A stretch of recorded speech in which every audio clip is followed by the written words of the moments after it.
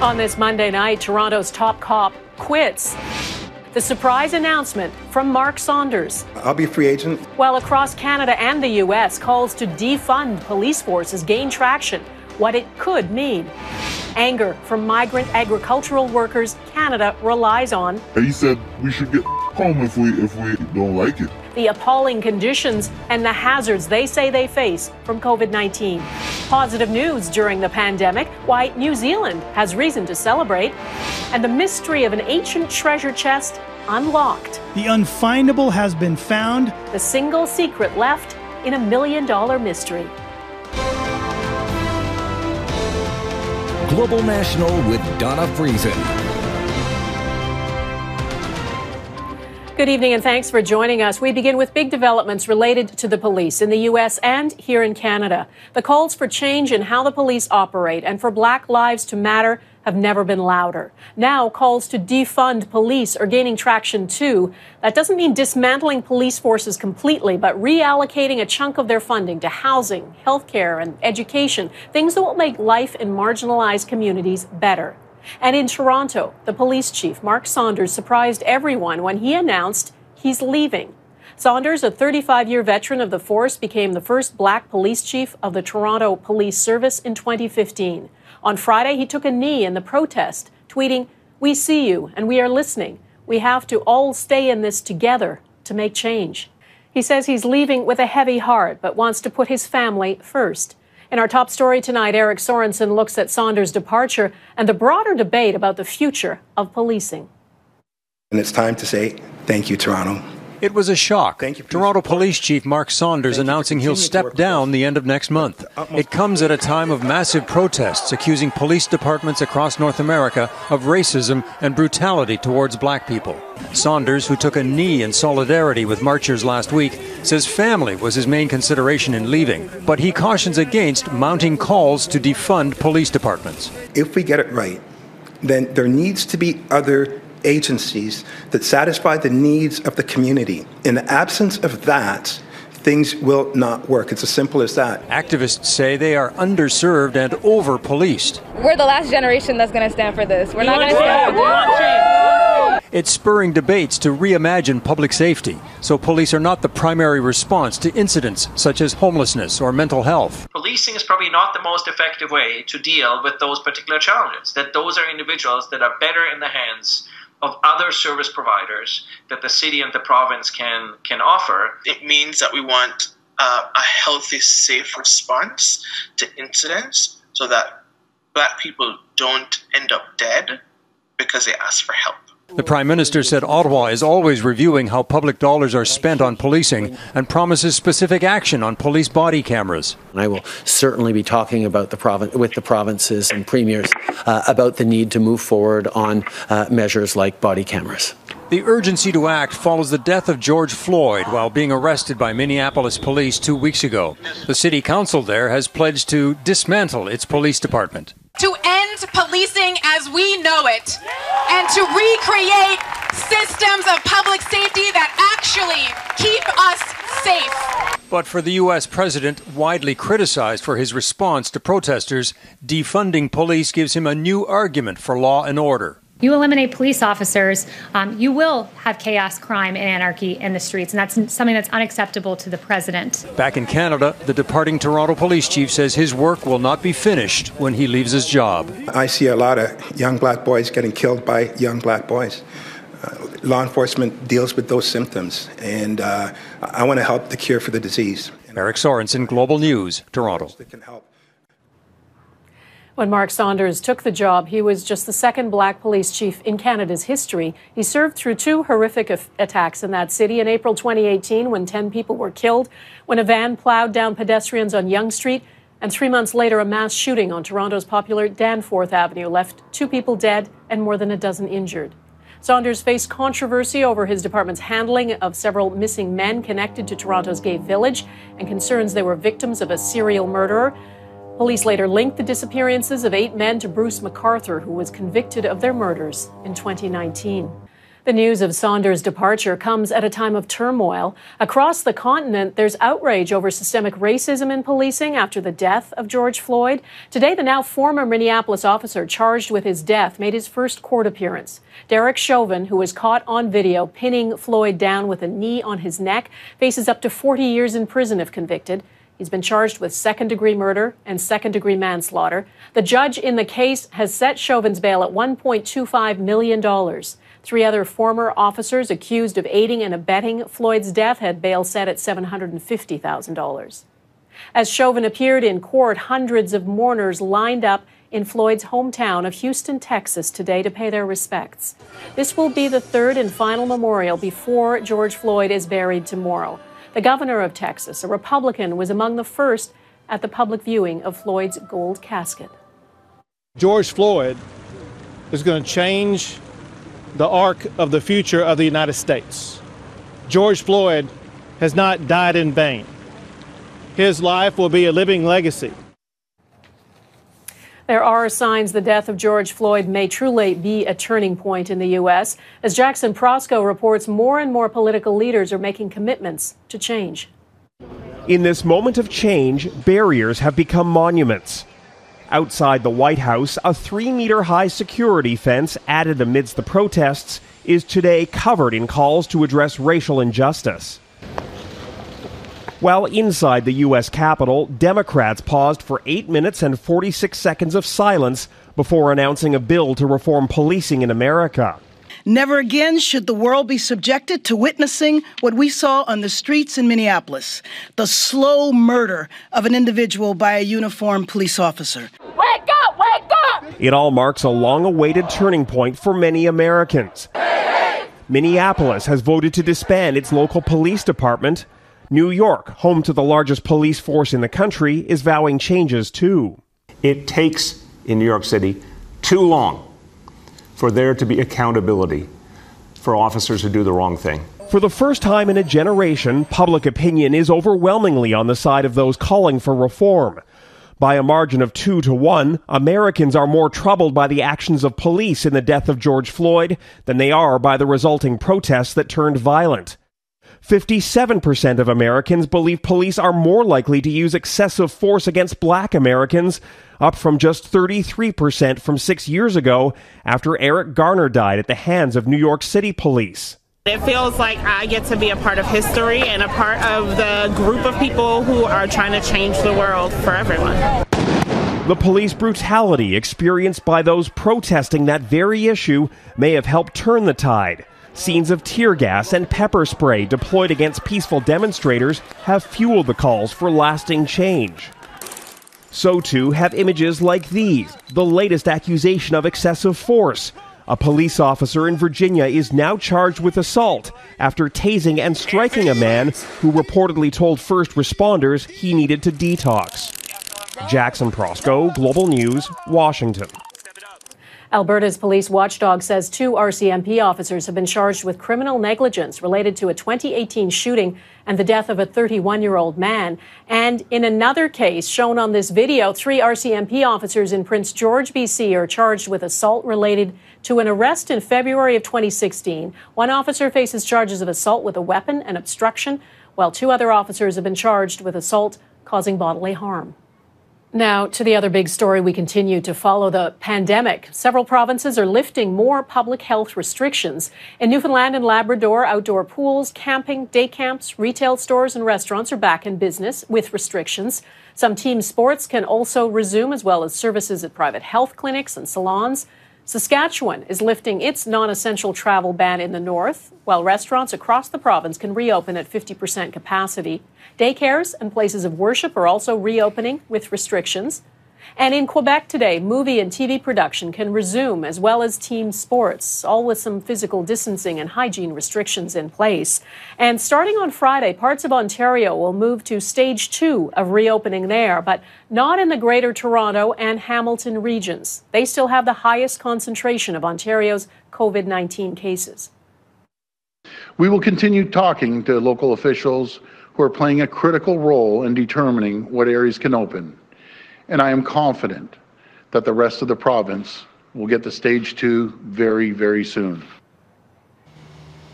Stage 2 allows for outdoor dining, camping, and gatherings up to 10 people will also be allowed. Some salon and retail services are also opening with restrictions. The Canada-U.S. border has been closed to non-essential travel for over 2.5 months. Now the Canadian government is allowing family members who were separated in that process to reunite. An exemption will begin at midnight to foreign nationals who are immediate family members of Canadian citizens and permanent residents. Family members will be defined as spouses or common-law partners, dependent children, and parents or legal guardians. Anyone wanting to enter the country from the U.S. cannot have COVID-19 or be showing any symptoms. They'll also be required to quarantine for 14 days once they arrive in Canada. Canada also had travel exemptions in place for temporary foreign workers who are vital to many industries here, particularly in the agriculture sector. Canada usually brings in as many as 60,000 seasonal agricultural workers every year through the Temporary Foreign Workers Program. They live and work in close quarters, and COVID-19 outbreaks have led to 2 deaths of migrant workers in Canada. As Mike LeCouture reports, there are troubling signs many are not being properly taken care of. This is like modern day slavery. A temporary foreign worker gives a shocking account of conditions where he works. We've agreed to hide his identity because he's worried speaking out will get him fired. But he's speaking to Global News because going to the farmer got him nowhere. He said we should get the home if we don't like it. And he's been doing this for many years.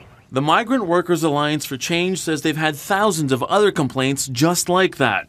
The group's new report chronicles issues on farms that they say have gone unchecked for years.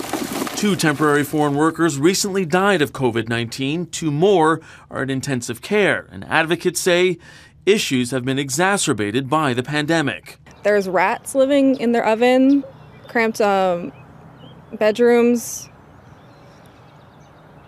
just really conditions that are really unsafe and not healthy for anyone. Now, all temporary foreign workers were supposed to be quarantined when they arrived in Canada, but some say they were still sleeping in bunk beds. In BC, workers were sent to self-isolate in hotels paid for by the province. New Brunswick had banned temporary foreign workers, but reversed that decision because agriculture and seafood producers were unable to find enough local laborers. Advocates had asked the federal government to make temporary foreign workers permanent residents so they'd have the same rights as Canadian workers.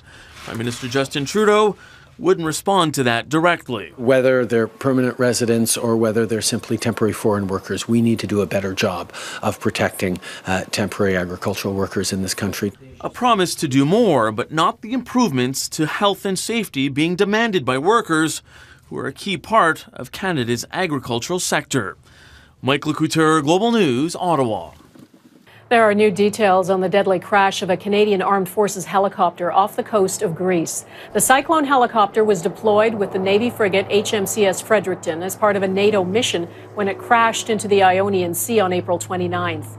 In an initial report released today, the Department of National Defense says the aircraft did not respond as the crew would have anticipated during what it calls a complex maneuver as it approached the ship. The report says the crew could not recover at the low altitude, and the aircraft then entered a high-energy descent and impacted the water. The investigation will continue to look at the aircraft's systems and any human factors. All 6 service members on board died. Global News has learned the RCMP will include incels in its terrorism awareness guide just weeks after the first ever terror charge was laid in connection to the online movement. The incel is described as one of the most dangerous subcultures. As Abigail Beeman reports, RCMP aimed to prevent further attacks in Canada linked to the extremist ideology. Police laid the first ever terrorism charges linked to the incel movement a couple of weeks ago after a murder in Toronto. Involuntary celibates gained wider attention after the 2018 van attack in the same city. Now, Global News has learned incels will be added to the RCMP's terrorism guide, currently undergoing an update. It's a really critical piece of public communications from the RCMP. Taking, really 2 years at least to include incel and the incel ideology in this guide is surprising. It's part of a broader recognition, I believe, of the kinds of threats that are posed around terrorism, aside from Islamist-inspired. Hate and extremism expert Barbara Perry says while the number of incels who are violent may be small, the narratives are dangerous. What's an appropriate response then if you can't get a date, right? If women aren't attracted to you, well, violence is an appropriate response. And, we know how high the rate of violence against women is anyway. And you add this permission, if you will, and I think it's a risk that we need to take seriously. We recognize that it's both a public safety but also a public health crisis. Moonshot CVE is studying incels and their presence in this country. It's been given nearly $500,000 from Public Safety Canada to do it and already produced this primer of their own. It's tempting not to take it seriously on one level. The feelings that a lot of these individuals have are easy to ridicule, frankly, and a lot of people have, but that only makes the problem worse. In addition to the upcoming move by the RCMP, CSIS noted incels in a recent public report, another example of agencies recognizing broader terrorism threats. Abigail Beeman, Global News, Ottawa. Anti-racism protesters take matters into their own hands. Coming up, the statue of a slave owner that came tumbling down in England. The calls for an end to racial inequality are reverberating well beyond the U.S. Huge rallies in the U.K. this weekend were peaceful, apart from some violent flashes. In the city of Bristol, a statue of a slave trader was toppled. And as Crystal Gamansing reports, it's calling into question who we choose to celebrate. A firestorm of reaction after protesters of all colors toppled the statue of Edward Colston. I think that it has been idolised for far too long in this city. Well, I think that is utterly disgraceful, and that speaks to the acts of disorder, public disorder. Colston was a 17th century merchant who made a fortune buying, transporting, and selling people. On Sunday, people took turns rolling his bronze statue down the street, then hurled it into the harbor. Police were there but didn't step in.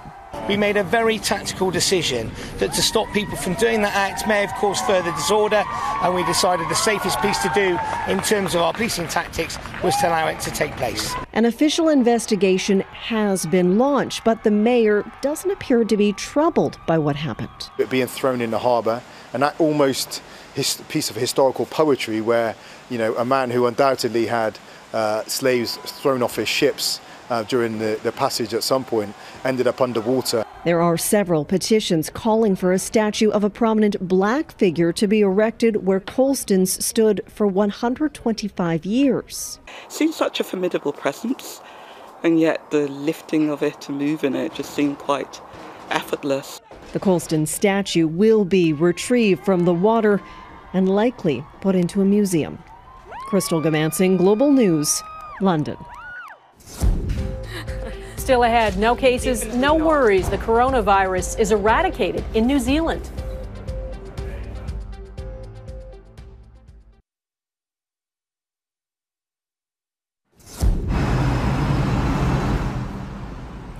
Once the epicenter of America's COVID-19 outbreak, New York City entered phase 1 of its reopening plan today. 100 days after the first case, the infection rate is declining. About 400,000 people headed back to work in non-essential businesses like retail and construction sites, but with limited operations. Some retailers are waiting for tensions over the death of George Floyd to ease, and many stores in the city remain closed. New Zealand is another matter. The Prime Minister there lifted all COVID-19 restrictions today, and the country has been declared virus-free. I did a little dance. Jacinda Ardern is being praised for locking down New Zealand early on March 25th and giving the public a clear path out of the pandemic. There's no more physical distancing. All schools and workplaces are open. The border is closed to foreigners, though. Ardern has warned New Zealand will certainly see new cases again when that changes. Brazil's government has removed months of critical data from its COVID-19 tracking website. The move is adding to calls the president is trying to cover up the true scale of the crisis. The country originally logged all cases of COVID-19 and deaths and gave specific data for the country's 27 states and municipalities. Now it's only showing the number of COVID-19 cases recorded in the last 24 hours. Next, discovering the unexpected rewards from one man's modern-day treasure hunt.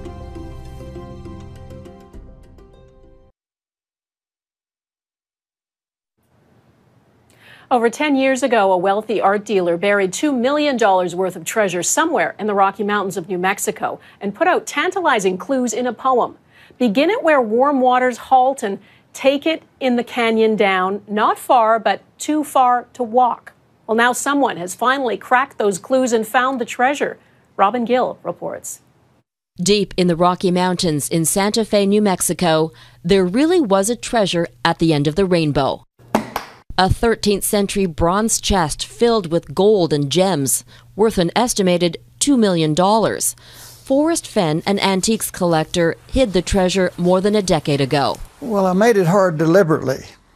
If it was easy, anyone could do it. The clues were in a poem he wrote. From there, it's no place for the meek. The end is ever drawing nigh. Someone picked up on the lines of verse and found the location. The modern-day Indiana Jones, who wants to remain anonymous, sent Fenn a picture of his newfound wealth. Let's go find the treasure. Fenn wanted to tempt people into the wilderness, which he says is the real reward. Hundreds tried, including the Harp family. It didn't lead to riches, but that didn't matter. It's brought us together out in nature, out in sunshine. I mean, I think that was what Forrest wanted, and it gave us a perspective of the world that our children will never forget. Still, 5 people lost their lives on this expedition. Fenn's sorry they died, but insisted it wasn't dangerous. The treasure is not hidden in a mine. A lot of these old mines are dangerous. What was his secret is now someone else's, and that lucky anonymous individual is the new mystery. Robin Gill, Global News. And that is Global National for this Monday. I'm Donna Friesen. Tonight's Here Canada is this beautiful garden in Spencer Smith Park in Burlington, Ontario. Thanks for watching. Hope to see you here again tomorrow. Take care of yourselves. Bye-bye.